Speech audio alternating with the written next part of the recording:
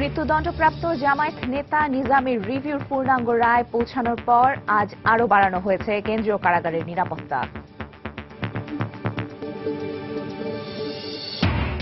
বাংলাদেশ থেকে আকাশপথে যুক্তরাজ্য ও অস্ট্রেলিয়ায় কার্গো পরিবহনে নিষেধাজ্ঞা শিথিল করলেও রুট নির্দিষ্ট করে দেয়ায় বাড়বে ভোগান্তি, দাবি ব্যবসায়ীদের।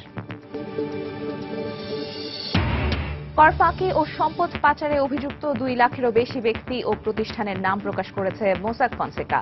রয়েছে 5 বাংলাদেশি প্রতিষ্ঠানের নাম। রাজধানী বনানীতে নির্বিচারে কেটে ফেলা হচ্ছে সড়কের দুপাশের বড় বড় গাছ। সৌন্দর্যহানির পাশাপাশি পরিবেশ বিপর্যয়ের আশঙ্কা, ক্ষুব্ধ এলাকাবাসী। এবং গ্রামীণ জনপদে তীব্র বিদ্যুৎ সংকটে বাধাগ্রস্ত হচ্ছে স্বাভাবিক জীবনযাত্রা, ক্ষোভ বাড়ছে মানুষের। সমন্বয়হীনতাকে দুষছেন জ্বালানি বিশেষজ্ঞরা, অস্বীকার কর্তৃপক্ষের।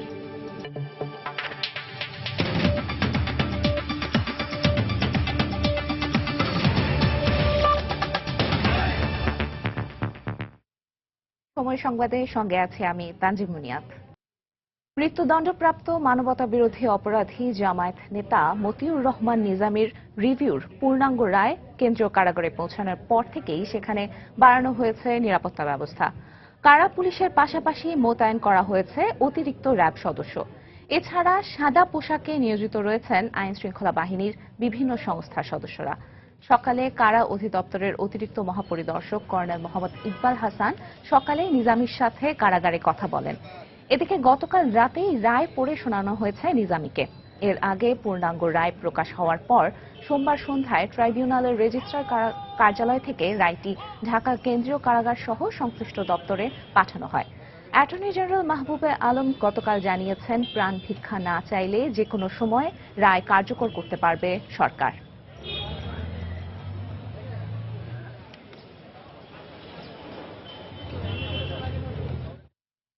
দর্শক, এই মুহূর্তে কারাগারের সামনে আছেন আমাদের রিপোর্টার ওমর ফারুক।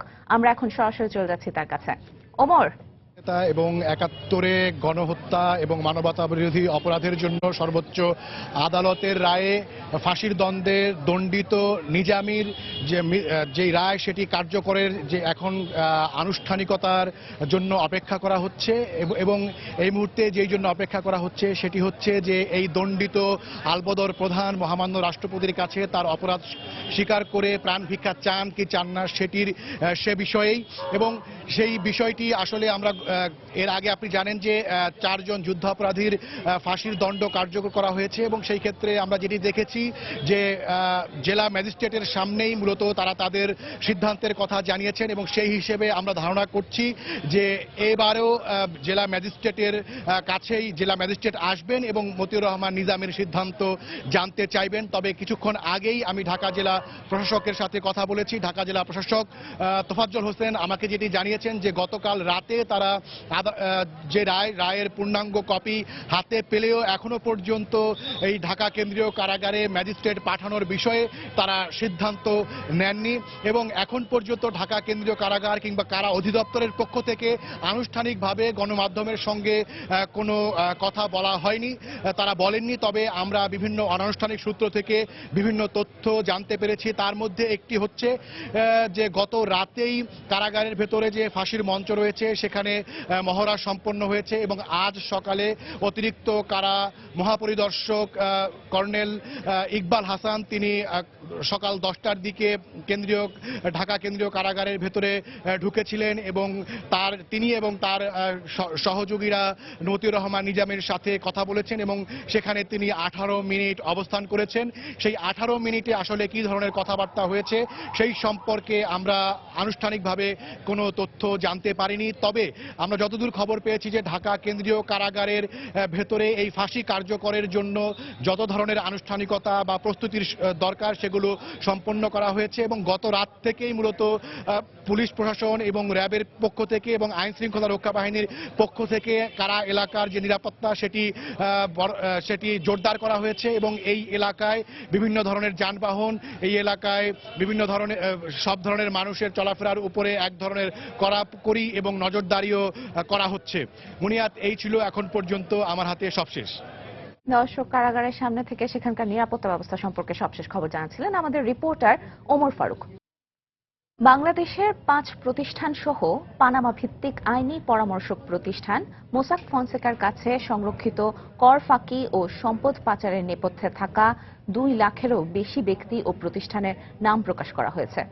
পূর্ব ঘোষণা অনুযায়ী সোমবার প্রকাশিত পানামা পেপারস এ বাংলাদেশের 35টি ঠিকানা উল্লেখ করে international consortium of investigative journalism ICIJ তালিকায় থাকা বাংলাদেশের 5টি প্রতিষ্ঠানের মধ্যে রয়েছে Bangladesh Biman incorporation, Islamic solidarity shipping company Bangladesh, Bangladesh textile agency limited, SR Bangladesh holdings private limited এবং telecom development company Bangladesh limited. এতে বিশ্বের বিভিন্ন অঙ্গনের বিভিন্ন অফশোর কোম্পানির ব্যাংক হিসেবধারীর মধ্যে 625 জন কানাডার নাগরিকের নাম রয়েছে। পানামা ভিত্তিক ওই আইনি প্রতিষ্ঠান কর ফাঁকি দেয়া ব্যক্তিদের আইনি সহায়তা দিত।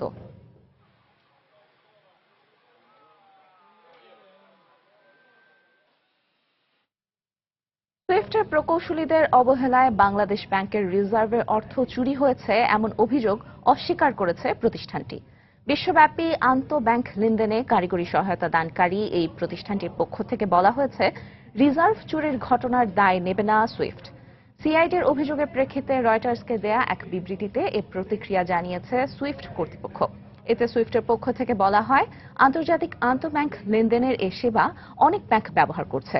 এ কারণে নিরাপত্তা বলয় ভেঙে সুইফট নেটওয়ার্কে হ্যাকারদের অনুপ্রবেশ এবং অর্থ চুরির এই ঘটনার সম্পূর্ণ দায় বাংলাদেশ ব্যাংককেই নিতে হবে। প্রাথমিক পাসওয়ার্ড নিরাপত্তা থেকে শুরু করে অন্যান্য অভ্যন্তরীণ নিরাপত্তা ব্যবস্থা জোরদারের দায়িত্ব বাংলাদেশ ব্যাংকেরই বলে মনে করে প্রতিষ্ঠানটি। যুক্তরাজ্য ও অস্ট্রেলিয়া বাংলাদেশ থেকে আকাশপথে কার্গো পরিবহনের ওপর নিষেধাজ্ঞা শিথিল করলেও এয়ারলাইন্স নির্দিষ্ট করে দেয় ভোগান্তি বাড়বে বলে মত বিশেষ ব্যবসায়ীদের। বাংলাদেশ থেকে সবজি ও তরিতরকারি আমদানির ক্ষেত্রে অচলাবস্থার কোনো পরিবর্তন হবে না বলেও আশঙ্কা করছেন তারা। তবে লাভবান হবেন গার্মেন্টস পণ্য রপ্তানিকারকরা। লন্ডন থেকে শোয়েব কবিরের পাঠানো তথ্য ও ছবি নিয়ে ডেস্ক রিপোর্ট। সরাসরি কার্গো পরিবহন নিষিদ্ধ হওয়ার পর শাকসবজি যুক্তরাজ্যে আনার জন্য প্রতিবেশী ভারত, পাকিস্তানের মতো দেশগুলোকে রুট হিসেবে বেছে নেন ব্যবসায়ীরা। এ অবস্থায় সোমবার যুক্তরাজ্য ও অস্ট্রেলিয়া কার্গো পরিবহনের নিষেধাজ্ঞা শিথিল করলেও বাংলাদেশ থেকে ব্রিটেনে পণ্য নিতে 3টি এয়ারলাইন্স নির্দিষ্ট করে দেয় শাকসবজি আমদানিকারকদের ভোগান্তি বাড়বে বলে জানালেন ব্যবসায়ীরা। যে 3টা ক্যারিয়ার কথা বলছে, বিমান ওর আপনার লুফথানসা ওর ইতিহাদ, এগুলো তো আপনি যেটা আপনি স্টপ ওভার হইতে হবে, এটা ডাইরেক্ট আসতে পারবো না। ডাইরেক্ট যেটা আসতে পারে না, তো এটা অবভিয়াসলি তো লং হোল্ড হবে। আমি যা জানি ইতিহাদে at least definitely 7 to 8 hours stop over হয়। স্টপ ওভার হইলে এই যে আপনার যে বাইরে যে গরম, আপনি জানেন যে এয়ারপোর্টে তো আরো বেশি গরম হয়। হ্যাঁ, তো এই ক্ষেত্রে তারপর আপনার রিস্ক্যানিং হইতে হবে। তো রিস্ক্যানিং হইলে এগুলো আপনার রিহ্যান্ডলিং হইতে হয়। তো রিহ্যান্ডলিং হইলে that means fruits and vegetables গুলো যতটা আপনি হ্যান্ডলিং করবেন এগুলো আপনার নষ্ট হয়ে যায়। এই নিষেধাজ্ঞা শিথিলের ফলে শুধু গার্মেন্টস পণ্য আমদানিকারকরা লাভবান হবে বলে মনে করেন ব্রিটিশ বাংলাদেশ ইম্পোর্টস অ্যাসোসিয়েশনের সভাপতি। গার্মেন্টস সেক্টরে ওগুলা আসতে পারে, ওগুলা যদি অন্য দেশে নিয়ে স্ক্যানিং করে তাহলে সমস্যা নেই। কিন্তু যদি food product, allied food and fruits, এগুলা যদি বাংলাদেশ থেকে যেভাবে শিথিল হয়েছে, আমি মনে করি এগুলা ভেজিটেবলের ক্ষেত্রে খুব একটা লাভবান হবে না। নিরাপত্তা ব্যবস্থা নিয়ে অসন্তোষের এক পর্যায়ে গত বছরের ডিসেম্বরে অস্ট্রেলিয়া বাংলাদেশ থেকে সরাসরি কার্গো ফ্লাইট নিষিদ্ধ করে। এরপর গত 8 মার্চ ব্রিটেনও ঢাকা থেকে সরাসরি কার্গো ফ্লাইট চলাচলে নিষেধাজ্ঞা আরোপ করে। সময় সংবাদ, লন্ডন। সময় সংবাদে আরো থাকছে, আগামী অর্থ বছরে এডিপির আকার বাড়ছে প্রায় 16,500 কোটি টাকা। 7% জিডিপি ধরে রাখা সরকারের জন্য চ্যালেঞ্জ হবে মত অর্থনীতিবিদদের।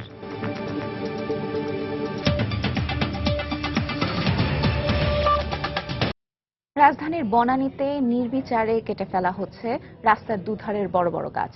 সিটি কর্পোরেশনের দাবি, সুয়ারেজ লাইনের কাজের প্রয়োজনেই গাছগুলো কাটা হয়েছে।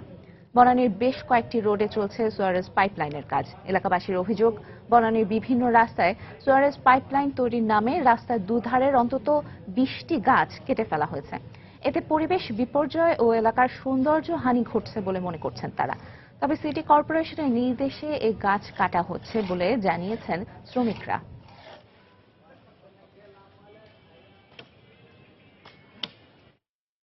অক্সিজেন পাবো না, একে পরে তাপমাত্রা বেড়ে যাবে। আমি বলি যে ড্রেনটা যদি গাছ ছেড়ে করতো তাহলে ভালো হতো হয়তো। যে গাছগুলো কাটা হয় না, এই গাছগুলো কাটা বন্ধ রাখলে আমরা মনে করবো যে এটা পরিবেশের জন্য সুবিধা ভালো হবে। গাছ কাটা 1000 টাকা পাই, এটাই শেষ। এটা কি করবে সিটি কর্পোরেশন, কি করবে? এখানে ড্রেন হবে, আমরা জানি যে ড্রেন হবে, এই জন্য কাটা হচ্ছে। এখানকার যারা সিটি কর্পোরেশনের যারা কাজ করেছে তারাই কন্ট্রাক্ট দিচ্ছে। দর্শক, এই মুহূর্তে বনানী এলাকায় আছেন আমাদের রিপোর্টার তারিকুজ্জামান শিমুল। আমরা সরাসরি চলে যাচ্ছি সেখানে। শিমুল, মনিয়াত, জানেন যে কিছুদিন আগে আসলে ঢাকা উত্তর এবং দক্ষিণ সিটি কর্পোরেশনের যে নতুন মেয়র নির্বাচিত হয়েছিলেন তাদের প্রায় 1 বছর পূর্ণ হলো এবং গত 1 বছরে তারা অনেক কাজই করেছেন এবং সেই কাজের ধারাবাহিকতায় সম্প্রতি সময় আমরা জানতে পেরেছি তারা হচ্ছে এখানকার বিভিন্ন এলাকার যে সিওয়ারেজ লাইনগুলো আছে এবং যেহেতু এই বর্ষার সময় সামনে চলে আসছে এবং বর্ষার সময় আসলেই চারপাশে জলাবদ্ধতা দেখা দেয় এবং সেদিকটি বিবেচনা করে তারা সিওয়ারেজ লাইনগুলো মেরামতের দিকে এখন নজর দিয়েছেন। তো সেই মেরামতের অংশ হিসেবে আমরা জানতে পেরেছি প্রায় গত 1.5-2 মাস যাবৎ বনানীর বিভিন্ন এলাকায় এই সিওয়ারেজ লাইন মেরামতের কাজ চলছে এবং সেই মেরামতের করতে গিয়ে যেটা দেখা যাচ্ছে যে আগের যে লাইনগুলো ছিল সেই লাইনগুলো নতুন করে আবার খোঁড়া হচ্ছে, খুঁড়ে আরো বেশি চওড়া করা হচ্ছে এবং তার প্রেক্ষাপটে দেখা যাচ্ছে বনানীর বিভিন্ন এলাকার অসংখ্য গাছ কাটা পড়ছে এবং এখানকার যারা স্থানীয়রা আছেন তারা বলছেন যে গত প্রায় 1 মাস যাবতই আশপাশের বনানী এবং গুলশানের বিভিন্ন এলাকায় গাছ কাটা হচ্ছে এবং এই আমরা এখন যে জায়গাটিতে আছি এটা হচ্ছে বনানী সি ব্লক। এখানে গত প্রায় 2 সপ্তাহ যাবতই এসব গাছ কাটা চলছে এবং ইতিমধ্যে এই 17 নম্বর রোড ছাড়া বাকি 3 থেকে 4টি রোডের অধিকাংশ গাছই কেটে ফেলা হয়েছে। আমরা দেখেছি সেখানে ইতিমধ্যে ঢালাইও কমপ্লিট করা হয়েছে, মানে ঢালাইও ইতিমধ্যে শেষ করা হয়েছে এবং এখানকার যারা বাসিন্দা আছেন তারা বলছেন যে আসলে এই গাছগুলো এর আগেও তো যেখানে সিওয়ারেজ পাইপ ছিল ঠিক তার পাশেই গাছগুলো ছিল। তো সেই দিক বিবেচনা করে তারা বলছেন যে এখনো যেই অবস্থায় আছে, যে গাছগুলো এখনো পর্যন্ত আছে সেই গাছগুলো এখনো বাঁচানো সম্ভব এবং তারা মনে করছেন যে হচ্ছে এখন পর্যন্ত যে গাছগুলো কাটা হয়েছে এটি আসলে সম্পূর্ণ অযৌক্তিকভাবে।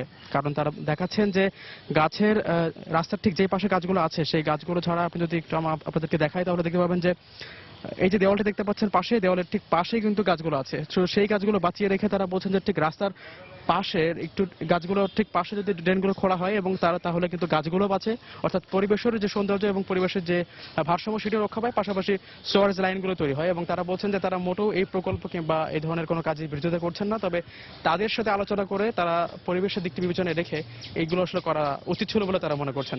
তো এখন পর্যন্ত আমরা দেখতে পাচ্ছি আজকে সকালে আসার পর থেকে এখন পর্যন্ত আমি এই যে রোডটিতে দাঁড়িয়ে আছি এখানে 3টি গাছ কাটা হয়েছে এবং সেই গাছগুলোর অধিকাংশের বয়স 5 থেকে 15 বছরের মধ্যে।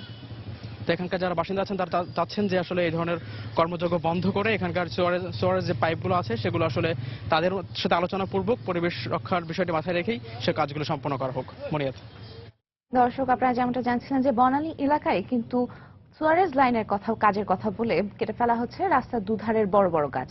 সেখান থেকে সেখানকার এই সবশেষ খবর জানাচ্ছিলেন আমাদের রিপোর্টার তারিকুজ্জামান শিমুল। চলে যাচ্ছি পরের খবরে। দেশের গ্রামীণ জনপদে তীব্র বিদ্যুৎ সংকটে ভুগছে সাধারণ মানুষ। অধিকাংশ এলাকায় নিয়মিত 4-5 বার বিদ্যুৎ গেলেও কোথাও কোথাও গড়ে 5 ঘন্টাও থাকছে না সরবরাহ। এতে চরমভাবে বাধাগ্রস্ত হচ্ছে মানুষের স্বাভাবিক জীবনযাত্রা। বিদ্যুৎ সরবরাহের সঙ্গে সম্পৃক্ত বিভাগের মধ্যে সমন্বয়হীনতার কারণেই লোডশেডিং কমছে না বলে মত জ্বালানি বিশেষজ্ঞদের। তবে প্রাকৃতিক দুর্যোগের কারণে কোথাও কোথাও সাময়িকভাবে বিদ্যুৎ সরবরাহ বাধাগ্রস্ত হলেও সংকট নেই বলে দাবি পল্লী বিদ্যুৎ কর্তৃপক্ষের। বিস্তারিত মুজাহিদ শুভর রিপোর্টে। সূর্যের আগুনে পুড়ছে স্ত্রীর শরীর। ঢাকার ধামরাই উপজেলার গাওয়াইল গ্রামে 24 ঘন্টায় গড়ে 5 ঘন্টাও বিদ্যুৎ না থাকায় পরিশ্রান্ত স্বামীও। বৈদ্যুতিক পাখার আশা ছেড়ে তাই সহানুভূতির চোখ রাখছেন স্ত্রীর দিকে। বিদ্যুতের বিরামহীন লুকোচুরি থেকে শহুরে জীবন কিছুটা স্বস্তি পেলেও যন্ত্রণার সাগরে ভাসমান দেশের গ্রামীণ জনপদ। ধানের যখন শেষ আইসাল তখনও কারেন্ট থাকে নাই, ধান আইসে ওখানে নদীর ঠেলায় থাকুন জানা।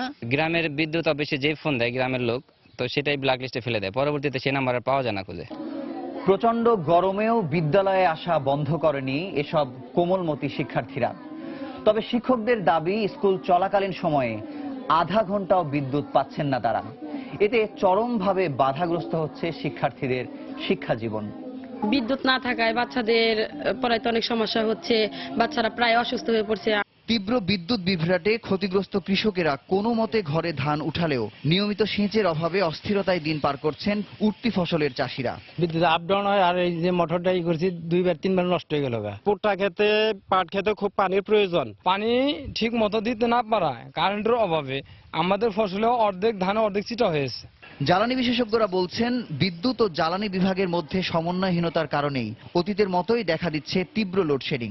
একটা মনিটরিং ইউনিট করে এই জ্বালানি সরবরাহটা নজরদারি করা হয় এবং টাইম টু টাইম বিদ্যুৎ উৎপাদনটাকে মনিটরিং এর আওতায় আনা হয়, তাহলে আমি মনে করি যে খুব সমস্যা হওয়ার কথা না। সংকট নেই দাবি করে পল্লী বিদ্যুৎ কর্তৃপক্ষ বলছে ঝড়ের কারণে দেশের কোথাও কোথাও সাময়িকভাবে বাধাপ্রাপ্ত হচ্ছে বিদ্যুৎ সরবরাহ।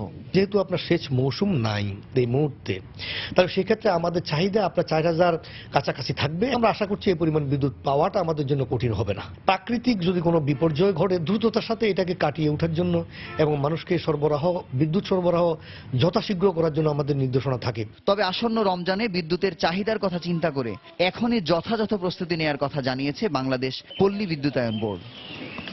মুজাহিদ শুভ, সময় সংবাদ, ঢাকা। রাজশাহী বিশ্ববিদ্যালয়ে ইংরেজি বিভাগের শিক্ষক অধ্যাপক রেজাউল করিম সিদ্দিকী হত্যার প্রতিবাদে ও বিচারের দাবিতে গ্রীষ্মের ছুটিতে আজও 18তম দিনের মতো মানববন্ধন ও মৌন মিছিল করেছে বিশ্ববিদ্যালয় শিক্ষক সমিতি। সকালে বিশ্ববিদ্যালয়ের সিনেট ভবনের সামনে মানববন্ধন করেন শিক্ষক শিক্ষার্থীরা। এতে সকল বিভাগের শিক্ষক ও শিক্ষার্থী ছাড়াও অংশ নেন বিশ্ববিদ্যালয়ের কর্মকর্তা কর্মচারী পরিষদ।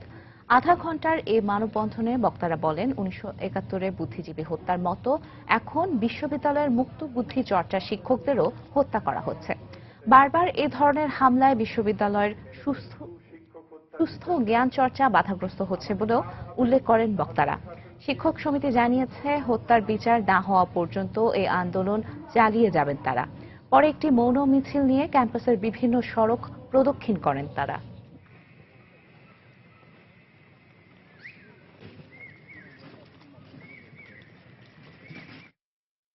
যে মানুষটি আসলে গান চর্চা করবেন, যে মানুষটি আসলে পড়াশোনা করবেন, সৃষ্টি করবেন, লেখালেখি করবেন, সেই মানুষটিকে হত্যা করা মানে কি একটি রাষ্ট্রকে ধ্বংস করে দেয়া না? হত্যাকারী কয়েকজন মানুষ, গুটি কয়েক মানুষ, তাদেরকে আসলে কোণঠাসা করা আমাদেরই দায়িত্ব। এই বিশ্ববিদ্যালয়ে আরো 3জন শিক্ষক হত্যাকাণ্ড হয়েছে, তাদের বিচার হয়নি তো। সেই ধারাবাহিকতায় এই বিচারহীনতা আজকের এই হত্যাকাণ্ডের আরো সাহস তারা পেয়ে যায়। দৃশ্যমান কোনো অগ্রগতি না দেখা পর্যন্ত আমরা আমাদের এই মানববন্ধন কর্মসূচি আমরা অব্যাহত রাখব। বিশ্ববিদ্যালয় বিরোধী একটা চক্র বিশ্ববিদ্যালয়কে ধ্বংস করার জন্য এই ধরনের তৎপরতায় লিপ্ত হয়েছে। সেই বিশ্ববিদ্যালয় পরিবার একটা নিরাপত্তাহীনতা সৃষ্টি হয়েছে। কুষ্টিয়ায় গুলিতে আসাদুল নামে একজন মারা গেছেন। পুলিশের দাবি বন্দুকযুদ্ধ। গতকাল রাতে মিরপুর উপজেলার কালীগাড়া এলাকায় এই ঘটনা ঘটে। পুলিশ জানায় গত রাত 2:30টায় কুষ্টিয়া মেহেরপুর সড়কের কালীগাড়া এলাকায় গাছের গুড়ি ফেলে ডাকাতির চেষ্টা করছে 10-12 জনের একটি দল। এমন সংবাদের ভিত্তিতে সেখানে অভিযান চালায় মিরপুর থানা পুলিশ। এ সময় তাদের উপস্থিতি টের পেয়ে গুলি ছোড়ে ডাকাত দলের সদস্যরা। আত্মরক্ষার্থে পুলিশও পাল্টা গুলি ছোড়ে। প্রায় আধা ঘন্টা গোলাগুলির পর পিছু হটে ডাকাত দল। পরে ঘটনাস্থল থেকে আসাদুল ফকির নামে একজনের গুলিবিদ্ধ লাশ, 2টি বন্দুক এবং কয়েক রাউন্ড গুলি উদ্ধার করে পুলিশ। আসাদুলের বিরুদ্ধে হত্যা সহ আরো বিভিন্ন অপরাধে বেশ কয়েকটি মামলা রয়েছে বলে জানিয়েছে পুলিশ। প্রায় 15-20 মিনিট গোলাগুলি চলাকালে ডাকাতরা মাঠের মধ্যে দিয়ে পালিয়ে যেতে সক্ষম হয়। আমরা ঘটনাস্থলে একজনকে গুলিবিদ্ধ অবস্থায় পড়ে থাকতে দেখি। পরে স্থানীয় লোকজন এসে তার নাম আসাদুল ফকির, পিতা এজাহার ফকির, সাং আছে রাধানগর আমাদের মিরপুর থানার মধ্যে বলে শনাক্ত করে।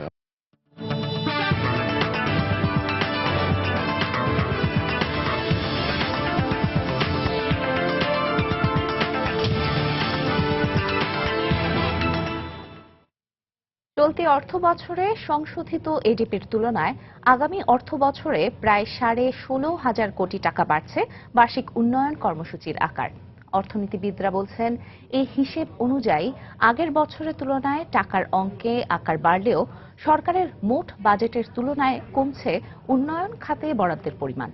এ অবস্থায় আগামী অর্থ বছর 7% বা তার বেশি জিডিপি প্রবৃদ্ধি ধরে রাখতে ব্যক্তি খাতে কাঙ্ক্ষিত মাত্রায় বিনিয়োগ বাড়ানো সরকারের জন্য বড় চ্যালেঞ্জ হবে বলেও মনে করছেন তারা। বিস্তারিত জানাচ্ছেন মোস্তফা মাহবুব।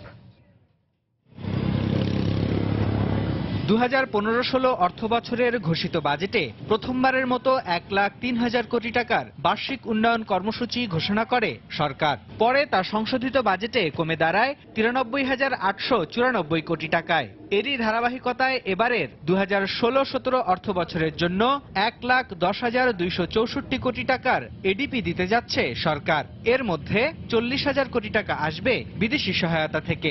এবারেও এডিপিতে প্রাধান্য পাবে পদ্মা সেতু, মাতারবাড়ি বিদ্যুৎ কেন্দ্র সহ সরকারের হাতে থাকা বড় প্রকল্পগুলো। প্রবৃদ্ধির হারকে 7% উপরে নিয়ে যাওয়া, এটা হলো মূল প্রেরণা। যে খাতগুলোকে দ্রুত প্রবৃদ্ধি আনা যাবে সেগুলোর উপর প্রাধান্য থাকবে। বড় আকারে কয়েকটি প্রকল্প আগামী বাজেটে ধারণ করবে। এর মূল বিষয় হলো অবকাঠামো খাতকে দ্রুত আরো এগিয়ে নেওয়া। এবারের বাজেটে টাকার অঙ্কে বার্ষিক উন্নয়ন কর্মসূচির আকার বাড়লেও মোট বাজেটের তুলনায় বরাদ্দ কমছে এডিপিতে। অর্থনীতিবিদরা বলছেন, উচ্চতর জিডিপি প্রবৃদ্ধি ধরে রাখতে প্রয়োজন হবে উন্নয়ন খাতে বরাদ্দ বাড়ানোর। সেই সঙ্গে প্রকল্পগুলোর গুণগত মান ধরে রাখার দিকেও নজর দিতে হবে সরকারকে। টোটাল বাজেট যদি হয় 3,40,000 কোটি টাকা, যেটা শোনা যাচ্ছে, তাহলে সেই 1,10,000 কোটি টাকা হচ্ছে 32% অফ টোটাল বাজেট। তার মানে পাবলিক ইনভেস্টমেন্টের যে নর্মাল প্রপোর্শন ছিল সেটা কমে যাচ্ছে।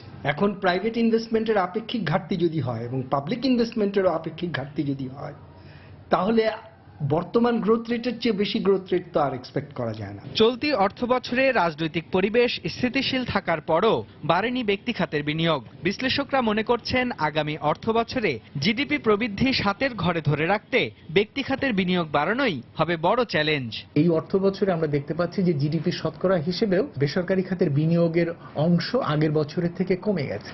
শুধুমাত্র সরকারি বিনিয়োগের উপরে নির্ভর করে তার মাধ্যমে প্রবৃদ্ধি সচল রাখা এই কাঠামোটি কিন্তু দীর্ঘমেয়াদে খুব বেশি কাজের দেবে না।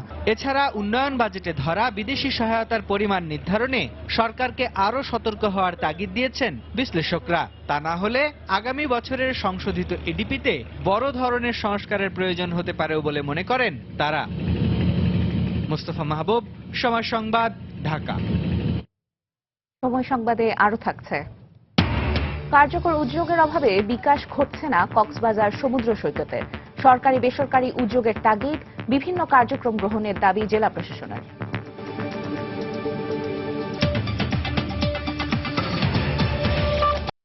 পরিত্যক্ত ঘোষণার পরও মারাত্মক ঝুঁকি নিয়ে চলছে বগুড়ার জেলা ও সদর সাব রেজিস্ট্রার অফিসের কার্যক্রম। জরাজীর্ণ এ ভবনে বড় ধরনের কোনো দুর্ঘটনা ঘটলে শুধু প্রাণহানি নয়, নষ্ট হয়ে যাবে জেলার 12টি উপজেলার ভূ সম্পত্তির সব দলিল। এ অবস্থায় বারবার চিঠি লেখার পরও কোনো সুরাহা হচ্ছে না নতুন ভবন নির্মাণের। আর গণপূর্ত বিভাগের কর্মকর্তারা বলছেন, মন্ত্রণালয়ে প্রস্তাব পাঠানো হয়েছে, অনুমোদন হলেই কাজ শুরু হবে নতুন ভবন নির্মাণের। বিস্তারিত মাজিদুর রহমানের রিপোর্টে। ছবি তুলেছেন রবিউল ইসলাম রবি। 1940 সালে বগুড়া শহরে জলস্বরী তলায় নির্মিত এই ভবনটিকে 2013 সালে ঝুঁকিপূর্ণ ঘোষণা করে বগুড়া পৌরসভা। এরপর গণপূর্ত বিভাগ 2015 সালে ভবনটিকে পরিত্যক্ত ঘোষণা করে অন্যত্র অফিস সরিয়ে নিতে পত্র দেয়। কিন্তু এত দলিলপত্র নিয়ে ঝুঁকির মধ্যেই কাজ করছেন দলিল লেখক সহ অফিসের প্রায় 500 কর্মকর্তা ও কর্মচারী। পুরাতন ভবন অত্যন্ত ঝুঁকিপূর্ণ এবং এই জায়গাটা অত্যন্ত সংকীর্ণ।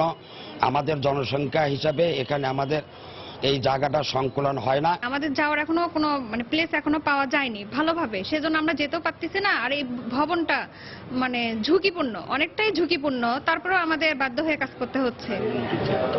অফিস স্থানান্তর করতে বলা হলেও সুবিধা মতো জায়গা বাড়ি ভাড়া না পাওয়ায় অন্যত্র যেতে পারছেন না বলে জানান রেজিস্ট্রি অফিসের কর্মকর্তারা। দুঃখের বিষয় যে আমাদের প্রায় 10,000 বর্গফুট জায়গার প্রয়োজন এই মূল্যবান রেকর্ডপত্র রাখার জন্য।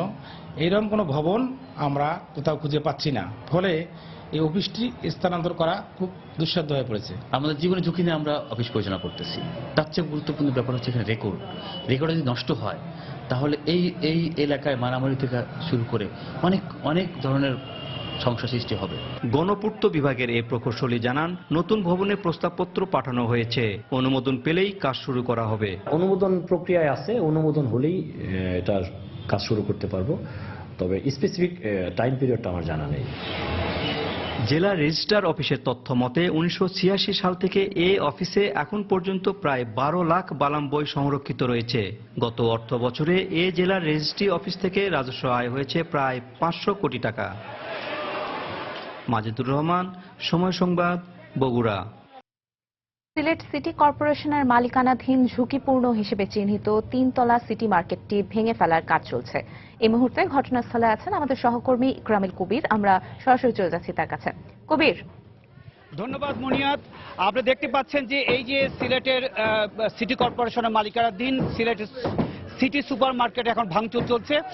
এইটা আমি একটু যদি পিছনে বলি যে এই সুপার মার্কেটে 2010 সালকে কিন্তু এই সিটি সুপার মার্কেটকে পরিত্যক্ত বা ঝুঁকিপূর্ণ হিসেবে চিহ্নিত করা হয়েছিল, কিন্তু তারপরেও দীর্ঘদিন থেকে এই মার্কেটটার বিভিন্ন দোকানে এখানে গোডাউন হিসেবে 3য় তলায় বিভিন্ন মালিকরা তাদের মালপত্র রেখেছিল। সম্প্রতি 4 জানুয়ারি এবং 13ই এপ্রিল যে ভূমিকম্প হলো, ভূমিকম্পর পরপরই পুনরায় যে সিলেটের বিভিন্ন ভবনগুলো আবার চিহ্নিত করা হলো, যে পরীক্ষা নিরীক্ষা করে ঝুঁকিপূর্ণ চিহ্নিত করা হলো 30টি ভবন। গত 21শে এপ্রিল প্রথম তাঁতিপাড়ায় একটি ভবন ভাঙ্গা হলো এবং দ্বিতীয়বার এই ভবনটি ভাঙ্গার পরিকল্পনা হাতে নেয় এবং ভাঙ্গার উদ্যোগ নেয় আজকে সকাল প্রায় 11:30টার দিকে। এই মার্কেটটির 3য় তলায় প্রথম ভাঙ্গা শুরু করে এখন 14টা দোকান কোটা ভাঙ্গা হবে এবং পরবর্তীতে ধীরে ধীরে এই 3য় তলার প্রত্যেকটি দোকান কোটা ভাঙ্গার পরে দোতলা এবং একতলায় নিচতলা যারা আছেন তাদের মালিকদেরকে সরিয়ে নেওয়া হচ্ছে এবং তারা সময় চেয়েছে আগামী কোরবানি ঈদ পর্যন্ত, ঈদুল আজহা পর্যন্ত তারা এখানে থাকার জন্য অভিব্যক্তি ব্যক্ত করেছেন এবং সেই ঈদুল আজহার পরপরই তারা এই মার্কেটটা ছেড়ে দিবেন এবং তারপরই পুরো এই সিটি সুপার মার্কেটকে ভেঙে আবার নতুনভাবে একটি পরিকল্পিত মার্কেট করা হবে। এখানে এমনটি বলেছেন এই সিটি কর্পোরেশনের প্রধান নির্বাহী কর্মকর্তা।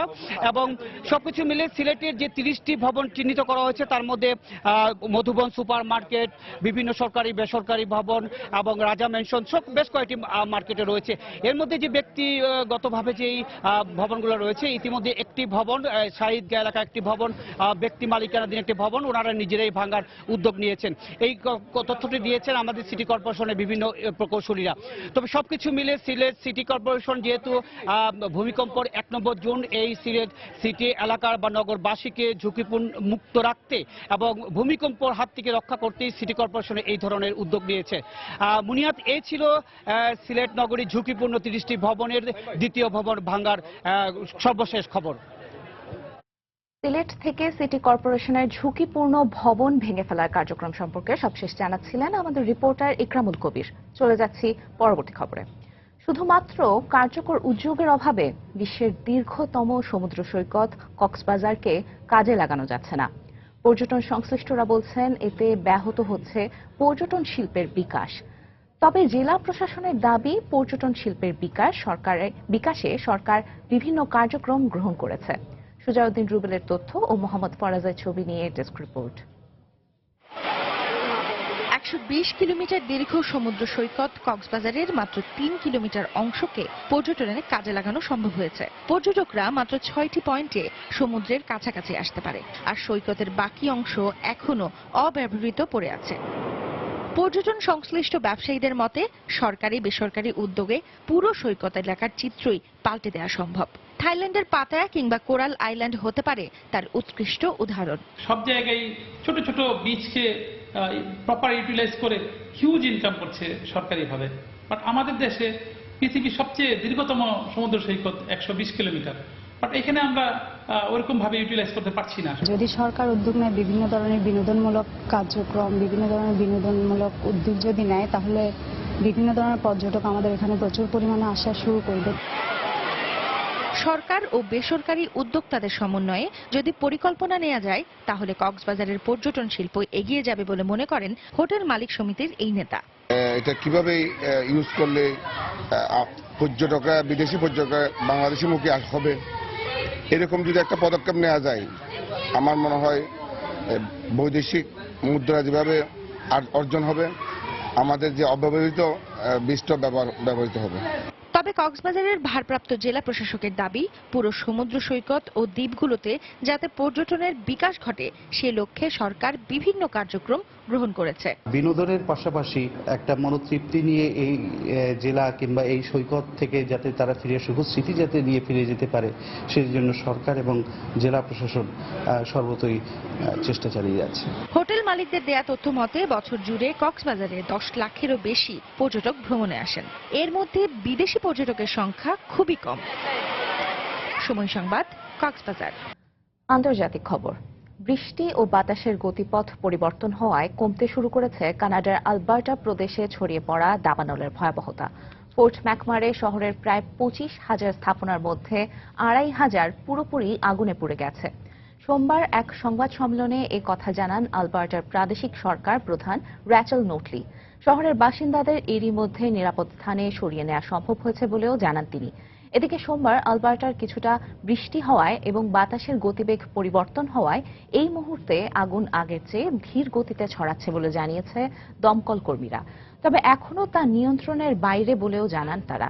রোববার পর্যন্ত আলবার্টার প্রায় 1,610 বর্গ কিলোমিটার এলাকায় ছড়িয়ে পড়েছে দাবানল। সেখান থেকে পার্শ্ববর্তী সাসকাচিওয়ান প্রদেশের দূরত্ব মাত্র 30 থেকে 40 কিলোমিটার।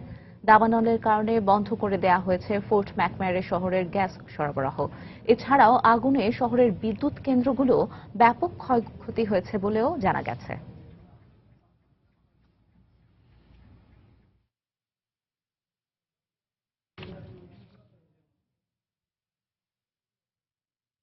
তুরস্কের দক্ষিণ পূর্বাঞ্চলে সেনাবাহিনী ও বিদ্রোহী কুর্দিস্তান ওয়ার্কার্স পার্টি পিকেকের মধ্যে দুদিন ধরে চলা সংঘর্ষে অন্তত 10 জন নিহত হয়েছেন।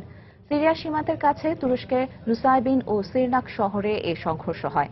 তুর্কি সামরিক বাহিনী জানায় ওই দুই শহরে অভিযান চালানোর সময় পিকেকে বিদ্রোহীদের সঙ্গে তুর্কি সেনাবাহিনীর ব্যাপক সংঘর্ষ হয়। এতে 9 বিদ্রোহী ও এক সেনা সদস্য নিহত হয়। বিদ্রোহীদের সঙ্গে এখনও সেনাবাহিনীর সংঘর্ষ চলছে। গত কয়েক মাস ধরে পিকেকে বিদ্রোহীদের বিরুদ্ধে অভিযান চালিয়ে আসছে তুরস্কের সামরিক বাহিনী। এছাড়া ইরাক ও সিরিয়ায় কুর্দিদের অবস্থান লক্ষ্য করে হামলা চালিয়ে আসছে তুর্কি বাহিনী। গত জুলাই মাসে দেশটির সুরুক শহরে বোমা হামলার পর তুর্কি সরকার এই অভিযান শুরু করে।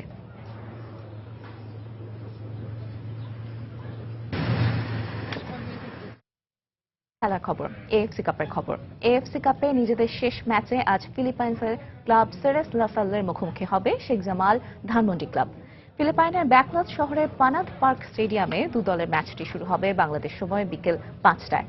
8 ফুটবলার নিয়ে জটিলতার কারণে এএফসি কাপে প্রত্যাশিত সাফল্য পায়নি শেখ জামাল। এই গ্রুপের প্রথম 4 ম্যাচে ধারাবাহিকভাবে ব্যর্থ হয়েছে ধানমন্ডির জায়ান্টরা। তবে গেল 26 এপ্রিল বঙ্গবন্ধু স্টেডিয়ামে সিঙ্গাপুরের ক্লাব টেম্পাইন্স রোভার্সকে হারিয়ে প্রথম জয়ের স্বাদ পেয়েছে শফিকুল ইসলামের মানিকের শিশুরা। এই জয়ে নিজেদের আত্মবিশ্বাসও ফিরে পেয়েছে ফুটবলাররা। আসর থেকে বিদায় নিশ্চিত হয়ে গেছে আগেই। তবে গেল ম্যাচের আত্মবিশ্বাস কাজে লাগিয়ে শেষ ম্যাচে সেরেস লাসাল্লেকে হারাতে চায় শেখ জামাল। প্রতিপক্ষ সেরেস লাসাল্লে 2 জয় 3 ড্রয়ে 9 পয়েন্ট নিয়ে গ্রুপের সবার উপরে আছে। তাই পরবর্তী পর্বে যেতে জয়টা প্রয়োজন তাদেরও। নিজেদের মাঠে চেনা পরিবেশে শেখ জামালকে কোনো ছাড় দিতে চায় না তারা। ম্যাচের আগে ইনজুরি সমস্যা নিয়ে চিন্তায় আছেন শেখ জামাল কোচ। তবুও 3 বিদেশি ওয়েটসন, এমেকা ও ডালিংটনের ওপরই ভরসা রাখছেন তিনি।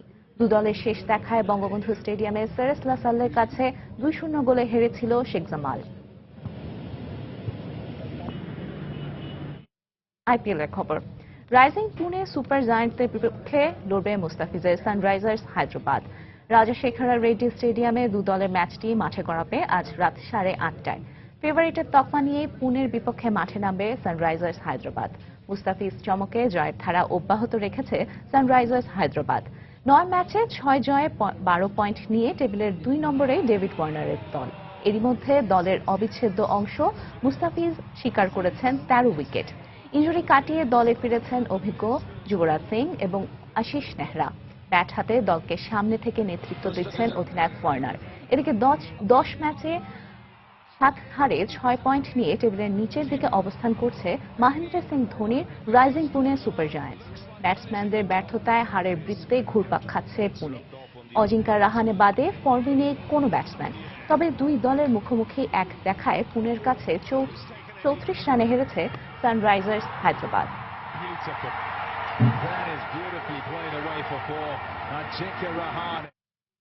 এ পর্যায়ে শীর্ষ সংবাদ জানিয়ে দিচ্ছি আরেকবার।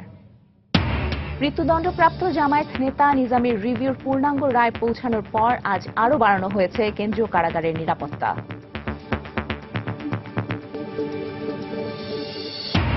বাংলাদেশ থেকে আকাশপথে যুক্তরাজ্য ও অস্ট্রেলিয়ায় কার্গো পরিবহনে নিষেধাজ্ঞা শিথিল করলেও রুট নির্দিষ্ট করে দেয় বাড়বে ভোগান্তি, দাবি ব্যবসায়ীদের। কর ফাঁকি ও সম্পদ পাচারে অভিযুক্ত 2 লাখেরও বেশি ব্যক্তি ও প্রতিষ্ঠানের নাম প্রকাশ করেছে মোসাক ফনসেকা। রয়েছে বাংলাদেশি 5 প্রতিষ্ঠানের নাম। রাজধানীর বনানীতে নির্বিচারে কেটে ফেলা হচ্ছে সড়কের দুপাশের বড় বড় গাছ।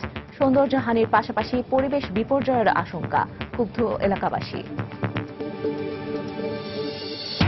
এবং গ্রামীণ জনপদে তীব্র বিদ্যুৎ সংকটে বাধাগ্রস্ত হচ্ছে স্বাভাবিক জীবনযাত্রা। ক্ষোভ বাড়ছে মানুষের। সমন্বয়হীনতাকে দুষছেন জ্বালানি বিশেষজ্ঞরা, অস্বীকার কর্তৃপক্ষের। এই ছিল এখনকার মতো। যে কোনো খবর পেতে ভিজিট করুন সময়নিউজ.tv। যে কোনো বাংলা লিংক, রবি ও সিটিফেল নম্বর থেকে সময় সংবাদের খবর, অনুষ্ঠান সম্পর্কে জানতে এবং যে কোনো তথ্য সময় সংবাদকে জানাতে ডায়াল করুন 16242 নম্বরে। এছাড়া এইমাত্র পাওয়া খবর মোবাইলে পেতে SMS করুন *SN লিখে পাঠিয়ে দিন 16242 নম্বরে। আর সঙ্গে থাকুন সময়ের।